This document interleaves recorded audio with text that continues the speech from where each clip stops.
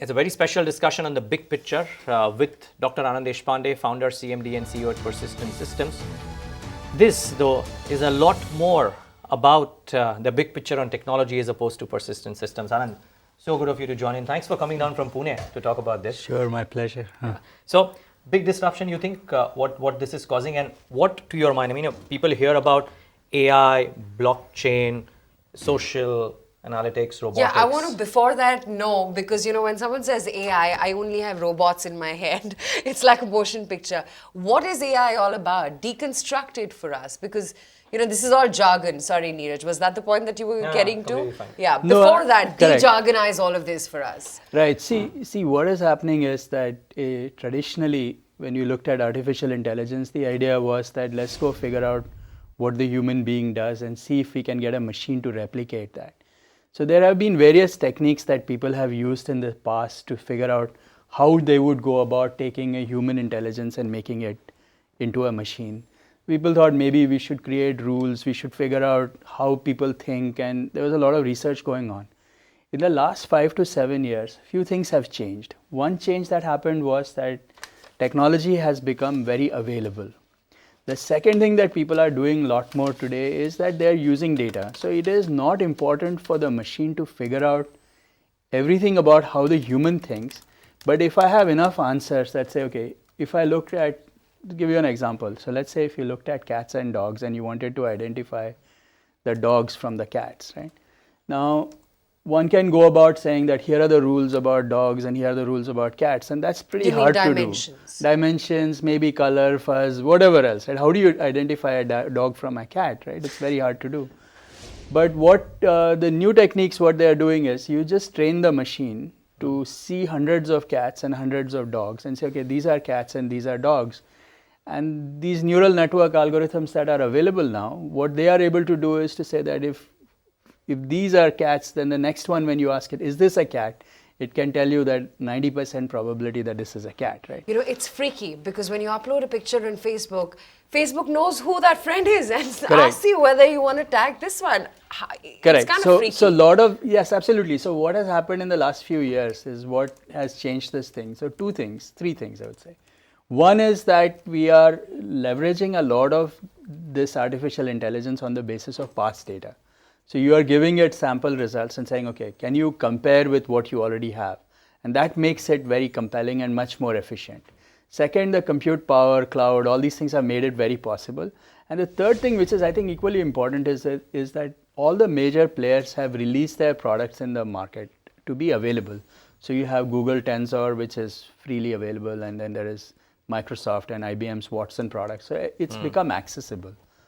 And that is changing the way we are looking at things right now. So people are deploying artificial intelligence and machine learning into every single problem that you can get your hands on. So data and algos, a combination of both. Yes.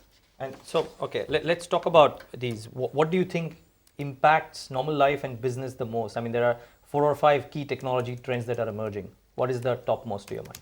No, clearly machine learning and machine intelligence is going to have an impact because it's changing how we can do automation. It can change a whole bunch of things in terms of how we respond to things.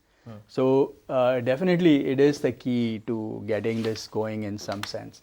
But a lot of other technologies where collecting data, large amounts of data getting collected, Internet of Things being useful for trying to really respond to activities, and people are looking at actionable insights. So looking at saying, okay, tell me what I can do. So personal robots have started to happen, personal information systems are starting to happen. So a lot of different kinds of things like this are coming together, and they are all sort of merging into each other in some sense. So it's not isolated stuff, but all of this is really helping people do basic things well.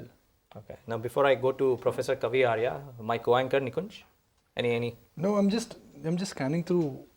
There's so much of talk of whether it is 3D printing, cloud, artificial intelligence, blockchain. Every time I read a global magazine, I read about a new technology.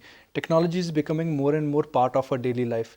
Yet if I look at the numbers, not only for Indian IT companies, but for global IT companies also, they're struggling. Handful of Silicon Valley software companies are doing very well. The startup is where all the excitement is. That money also seems to be drying up because everyone is worried about profitability. So technology will change our lives. But the student, new technology innovations, are they really making money for investors and shareholders? It's a good question to ask, but absolutely, I think they are playing a role in every industry right now. So if you look at what's happening in the auto industry or the self-driven cars and Uber and all of the systems that you talk about, they could not have been possible without technology and without AI and some of the other techniques that we talk about. So what has happened is that this whole view of IT industry, as we look at it as NASSCOM's top 10 companies, needs to change. IT is sort of becoming prolific in every single industry, and everything is IT now. Everyone wants to become a software-driven business. Of course, we but that's what he's saying. Can it make money? Is it making money for companies? Absolutely. I mean, those who are not becoming software-driven businesses are going out of business, right? So essentially, you have no choice. Software is driving business today, and if you're going to make money, it's going to be because you have the software to make it I understand. Again, I go back to that large point. So I'm not debating that the world around us is changing and the world around us will change. That's the natural migration of technology. Yes. I mean, I remember when in my school we had that big fat dot matrix printer and we had a floppy where we would put a DOS. Now in my iPhone I carry a 50 GB cloud which is virtual. Correct. So I understand we use technology, but barring 10-15 startups which are in Silicon Valley, with all the innovation, with all the invention and with all the upgrade in technology, I don't see too many profitable ventures. Why is that? Suddenly everybody is talking technology, everybody is investing in technology, but numbers are not there. Profit is what I'm looking at. I'm not looking at top line growth because the cloud business will grow. Your technology, artificial intelligence will grow, real experience will grow. But if I'm an investor, whether it's a PE or a minority shareholder, ultimately I want profits or dividends. No, absolutely. No, and see, you have to look at profits not just for IT companies. IT company profits will improve for sure. But, all manufacturing companies are going to survive and have profits because of technology right now. So, technology is become a more fundamental, it's like breathing air right now. You cannot avoid it, right? So you can't just say, okay, profits are not going to depend only on technology, but technology is going to play a big role in the profits. Yeah, it will. Okay, before we take that commercial break, let me get in one more very special guest and somebody who will have an interaction between Anand Deshpande and Professor Arya as well. He's Kavi Arya. Multiple hats he wears. Let me introduce him simply as somebody who is a genius on technology, a professor at IIT Bombay, somebody that Anand Deshpande recommended we should get on the show as well. Good having you, Professor Arya. Thanks so much for joining in. Thank you. Now, to your mind, what is that big game-changing technology right now? Just dumb it down for us and the impact that it is having on businesses by and large. I would say, let me sum it up with an acronym that everybody seems to enjoy. I call it CAST. One is cloud. Increasingly what's happening is that people are moving their computing services from a dabba on their table to somewhere in the cloud because the communication infrastructure has become so good. So what happens in the cloud is you can have as much of computer as you like. If you have a big demand on your systems or your business and things like that and you need more computers, you can just draw upon that from the cloud. As a result, what is happening is that many companies, big companies like Microsoft, Amazon, Google and so on, are offering services where they are giving you this facility of storing your data and your enterprise data in the cloud, but additionally, they are offering you analytics, data analytics, and a service of actually being able to study your data to improve your competitiveness. And I see more and more of this happening. In fact, I have come back from a study tour of China, and it's very interesting that Alibaba in 2015 had almost 1/4, its revenue was almost 1/4 the GDP of India. And now it sees itself not as an e-commerce company, but as a company which is managing a huge cloud, is doing data storage for you and is doing data analytics for you. So that shows some kind of thing which is happening out there. And what this essentially means, I can sum up with an acronym. I call it CAST. One is cloud, the other is automation. You will see more and more automation in whatever you do. Whether it is factory automation, all the low-end stuff is going to get done by automatic machines, call them robots, call them automation, whatever you like. And even software. A lot of the low-end software work like testing and maintenance of large systems and things like that are going to get phased out and done by more and more intelligent software in the background. So that's C for cloud, A for automation, S for sustainability. Sustainability, smart, and all these kind of things. Sustainability shows up in trends that you see nowadays. I would call it, if you like, the Uberization of the world, where things that used to be a product in the past, which had a high maintenance and ownership cost, are being offered to you as a service. If you like, the cloud is also like something that comes out of that. Instead of having a computer on your desk, you can hire as much as you need. Instead of having a car parked in your garage, you can have as many taxis as you like. So that's sustainability's effect. Smart is, we are talking about smart cities, smart watches, smart consumables, or what have you. Everything is becoming smart. Your watch is also becoming smart. So that's again a big consumer of a lot of IT infrastructure. And last is T, which is tools. There are going to be more and more tools, high-end tools, especially in software and so on, which will make the lower-end jobs more and more redundant, and we'll be having to move upskill ourselves in whatever we do. So that's, if you like, a bird's eye view of what we see things as. Now, Anand, let's simplify for our viewers. Everybody's heard about IoT. Right. Explain, and what is it doing to businesses?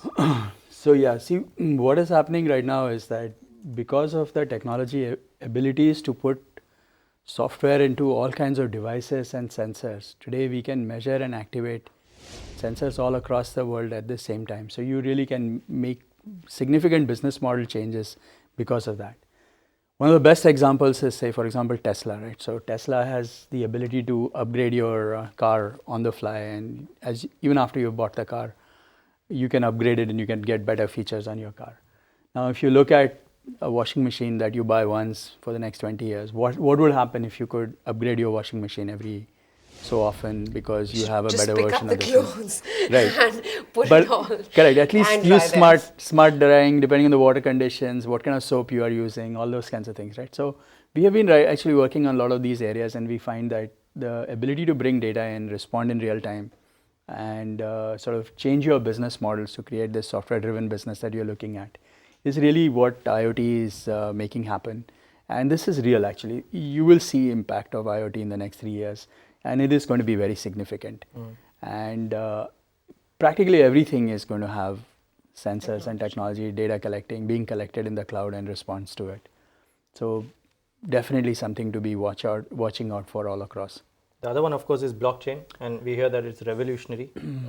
Yes. See, blockchain, again, it started out with this concept around Bitcoins, right? So the basic thing around blockchain is that it's a distributed, transparent, tamper-resistant, auditable shared ledger that does not depend on a central agency. So let me explain what this means. Yeah. See, what happens today is that, if we had a smart contract, so let's say we had a rental contract that we wanted to do, we want to make sure that that contract is not being tampered with by anybody. So For you example? have a record, so let's say you have your 7 by 12 things that you have. Let's say you have a contract that you have for your land or your parcel or whatever you have.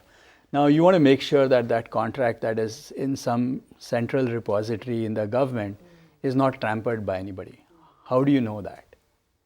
Right? So you are dependent on the fact that it is, it's not being tampered by. You assume it. You assume that. It's like an e-locker. Yeah, but see, all these lockers are all very central, right? So when you have parties that don't trust each other, right? So if I don't trust the government to be able to keep that data for sure, and it's not audit proof and all of those kinds of things, then you have no solution to solve that kind of problem. So what blockchain allows you to do is, it sort of uses the cloud in some sense, a distribution of copies of contracts all over the place to ensure that it cannot be tampered with. It is not centrally managed, so it is completely distributed. So the copies are with everyone. So you want a copy, you can get a copy. And you have signing and audit trails and all of those kind of things to ensure that you don't have to keep copies of various things. Like a Google Doc? Well, Google Doc is still in one central place.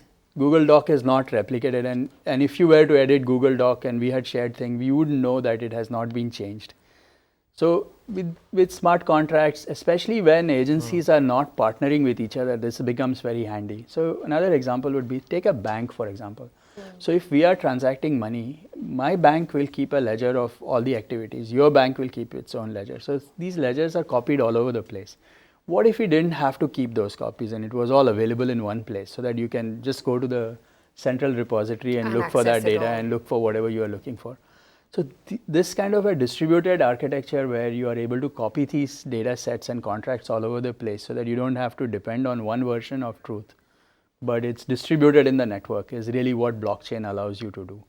Okay. And this came in from Bitcoins clearly, but people have found good use for this across smart contracts and distributed things, and especially when you're looking at international things, when agencies don't necessarily want to talk to each other, this becomes a very handy way. Okay. I expect this to be a bigger technology starting 2018 and all. 2017, there are certain issues around security and other things that will get sorted out. Okay. So now we've understood these technologies. The impact on various facets is what we want to discuss. Anand, maybe you have a question for Professor Arya? Right. So let's ask Kavi, who's a professor at IIT in Bombay. Hey, Kavi, you are teaching all these technologies, I'm sure, to your students. How do students who are looking for jobs and technology situations right now should be thinking about this in the future? That's a very good question, Anand. The way I was speaking at a convocation a couple of days ago, and one thing I told the students is that this is an age where they should be prepared to change their career at least 5 times in their life. We are talking about technology which has a lifespan about 2, 3, 5 years and things like that. Things keep on changing, so they should be willing to continue learning all their life. Second is that they should try and get the maximum degree or the highest level skill as they can before they leave the university, ideally. Right? It's interesting that an ACM survey, the Association of Computing Machinery survey, almost 20 years ago, valued a BTech in the US at about $1 to $3 million over the lifetime of a person. It valued an MTech at between $2 to $3 million, and it valued a PhD at $3 to $5 million. Now, why is this important? I think it's important both for companies and individuals nowadays because of the immense change which is happening in the world. Things are so fluid that you need to be able to think how to think and think beyond just the technology which is available at a given time. And as India becomes a more developed economy and technology begins to take much more hold of the economy, we'll find this need much, much more. And there's a project which I'm running at IIT Bombay, which is a robotics outreach project called e-Yantra, which is e-Yantra, where we are trying to reach out to a large number of students across colleges to actually equip them with these kind of skills that they need. I can talk to you more about this. In fact, what we are seeing on the screen is one example of a national robotics competition that we run where about 24,000 students take part. And this is unique in the sense that we give them the robot after doing a selection. We give them the robot, we give them a problem statement as an arena, and then they have to take that robot and solve it by building a mechanism or building some kind of artifact which does that. And we've discovered that you can really teach students through the Vahan or through the medium of a competition pretty effectively. And it's amazing how much talent there is out there in the country. Only a very, very small fraction of it comes to IIT Bombay, as we all know, or to the IIT system. I think there's a lot of talent out there which is not being used or capitalized upon, which is what our project is trying to actually do. Well, we wish you all the best for that project and more, Professor Arya. Wish we would have time to talk more, but I think paucity of time, live television. So we'll have to leave this discussion at that. But it's great having you, Professor Arya, and look forward to have you more often on this forum. Thanks so much for joining in today. Thank you. Let's get in the other guest that Anand Deshpande was wanting to get in on his big picture, and that is Pari Natarajan. He's co-founder and CEO Zinnov, if I'm pronouncing it correctly. And good having you, Pari. Thanks so much for joining in. Now, you know, Anand was very vocal about the point that Pari has his hands on, he's got his handle on when it comes to the impact that all of these technologies are having on the industry. What, to your mind, could be the future 5 years hence of technology companies which are operating, say, out of the Indian hemisphere? So I'll give you a few key trends based on the customer interactions we had. Like one, the level of automation is going to dramatically increase, especially in some of the lower end work around managed services, infrastructure management, test automation. So customers are looking for a 15% reduction in overall cost of delivering some of these services. So that is one big trend. Second, as cloud becomes a key way in terms of how people manage their infrastructure, the number of people required to manage cloud infrastructure is reducing from 10 to 1.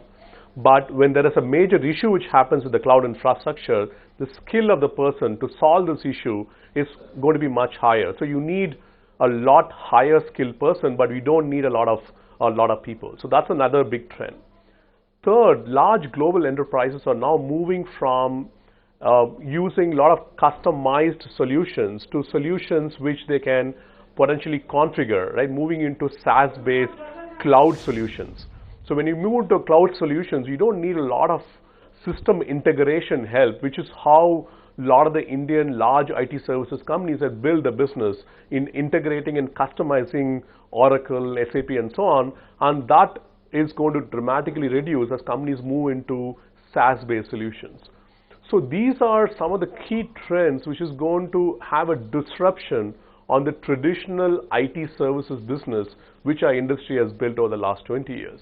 Another thing the industry doesn't talk about quite is the talent issue, right? If you look at the talent pool which the industry hires from the industry, over the last 10 years, the compensation has not really gone up for the IT industry.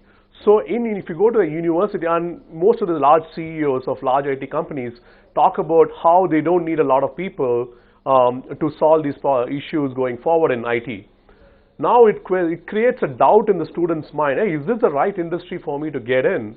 Because the salary has not increased, and the CEO, what they talk about is we don't need a lot of people. So your pecking order in universities is changing, where university students could potentially prefer large Indian conglomerates and large Indian government institutions to join compared to the IT companies, where IT companies were the key, the primary job creator in these universities. That is starting to change. So we have the technology trends are creating disruption in the business model, and also there is a talent, there's an issue they face around the talent, which is coming and joining these companies. How I wish Trump heard you, Pari. But that note aside, we've heard Vishal Sikka from Infi as well talk about as to how AI is the next thing, very generically putting it.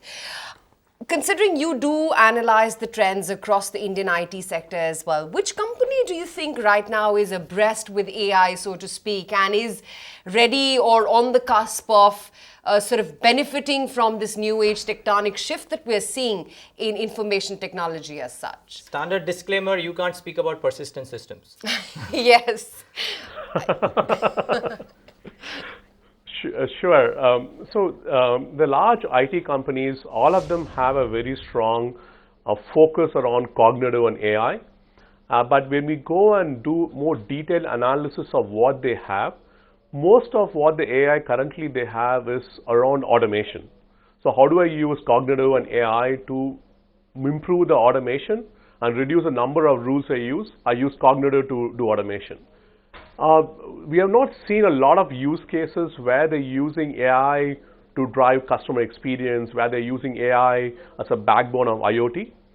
Those areas, we believe that the larger global companies like Google, Microsoft will take a lead, and Indian IT companies will build on top of their platforms, versus in areas around automation where the Indian companies will take a lead because that disrupts the business quite a bit, and they want to capture the value across the value chain, not build on other people's platform, but on the more personalization, IoT, and all of those areas, they would use global platforms and build solutions on top of the platforms. So let's get closing comments from you. The way how technology cycle moves that innovation always happens in the valley. Then P investors, they scale up the business, and the technology or that form of technology is takes a big giant leap when one of the big IT company endorses it, whether it is Amazon or Facebook or Google. So ultimately, who will emerge as the winner? The reason why I'm asking this question is because if I look at the definition of Indian IT sector, in 1990s, companies, they mushroomed up, but the definition of 4 or 5 companies has not changed, whether it is Infosys or Persistent or Wipro, HCL Tech. We may talk about a change from mainframe to enterprise, and now from, you know, cloud to other artificial intelligence. The face of the technology, a bulk of the business still lies with 3 or 4 companies. But I think if you look forward, these things are likely to change. They are likely to Yes, change. absolutely. And I think we are at this sort of major cusp of disruption where I think few things that you should note. One is that the world order of large IT companies is going to be very different if you look at it 4 or 5 years from now. Are you talking about services, or are you talking about product companies? I'm talking about services and products, because these are all going to get merged in one sense or the other. Second thing I'm extremely bullish on is the large number of startups and new next-gen companies that are happening. And many of the e-commerce and other companies that we see in India are all part of that. Third thing, I'm extremely bullish on the India Stack stuff that's happening right now. So the kind of work that has happened in the last 6 months in India around the India Stack is going to actually create a huge disruption in India. The ability to make payments very easily happen through what you see right now in Beam, but you'll see many more applications on top of that. Is going to disrupt the way we do business. So IT is not going to be restricted to a small number of large services companies, but you're going to see technology and IT across every single company, and you'll see large number of small companies that are going to disrupt, which are going to have good valuation, good market, and very innovative ideas coming from India as well. You know, we are a business channel, and what matters to our viewers is what should they buy for next 3 to 5 years that they can get the trend or the cycle right. I'm not getting into a company specific discussion here, respect or compliance here. Correct. But if somebody has to bet on a technology piece, that this would be India's big technology or the big technology revolution we should bet on, what would be that technology? No, so if you're betting on sort of companies to make the transformation, those who can invest in technology, look at AI and all the other things that we talked about, those who can make that change to move from being headcount based to being IP and technology based will succeed. Okay. And that's really what our focus has been. And again, if you look at it from the other side of it, I think it's time to take bets on people who are innovating right now. And there are lots of small companies who are going to try these new stuff using India-centric business models, not taking something that's in the valley and bringing it into India. And if you do this right over the next 3 to 5 years, we have the opportunity to create the next levels of Alibabas in India. And I think we have never seen this opportunity before. I'm a big believer on what's happening on India Stack right now. You know, Niraj, we often talk about the IBM deal, we talk about the IoT business. We never talk to Mr. Deshpande on what P investments they've done. I know you have a venture capital fund where you're trying to feed companies, you're trying to identify the next Google and the next Alibaba.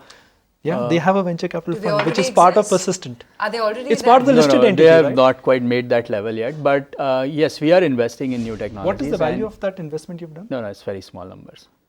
But it's a number which is part of the listed entity. Yeah, it's part of the listed entity. We have made $100 million or less than $100 it's not million? that much It's money. not that much. It's very small numbers. It's in single digits of millions right now. We are a fairly small company, so for us 100 million is a big Like number. you said, take the leap of faith. No, absolutely. invest We in are small hoping. No, we do small things, but we are definitely focused on technology in a big way, and I think I'm very optimistic about what we'll see in the next few years. That's good. So globally, who's getting it right now?